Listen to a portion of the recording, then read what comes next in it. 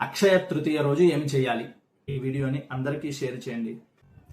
శాస్త్ర ప్రకారం బంగారం కొనాలా కొనకూడదా అంటే కొనకూడదు.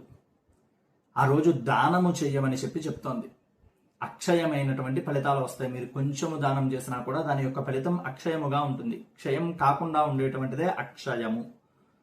మరి ఏమి దానం చేయాలి అంటే ఉదకుంభము ప్రదానం, అంటే నీటితో కుండని దానం చేయడం, చల్లటి నీళ్ళని దానం చేయడం. అలాగే అంచు కలిగినటువంటి వస్త్రాన్ని దానం చేయాలి. పాదరక్షలు, చెప్పులని దానం చేయడం. అదే రోజు పెద్దలని తలుచుకుని తర్పణాలు వదిలిపెట్టడం, అలాగే పెద్దల కోసం స్వయం పాకదానాన్ని ఇవ్వడం. విష్ణుమూర్తికి లక్ష్మీదేవికి ప్రీతిగా విష్ణు సహస్రం, లక్ష్మీ సహస్రం వంటివి పారాయణ చేయడం ఇంట్లో.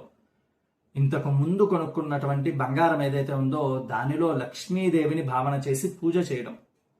దీనికోసమనే ఈ బంగారం కొనేటువంటి ఆనవాయితీ వచ్చింది మనలో. అది తెలియక బంగారం కొనాలి అనుకుంటున్నారు. ఇవన్నీ విశేషమైనటువంటి ఫలితాలని ఇస్తాయి. కాబట్టి ఈ ధర్మాన్ని తెలుసుకుని ఆచరించండి. సర్వే జనా సుఖినో భవంతు.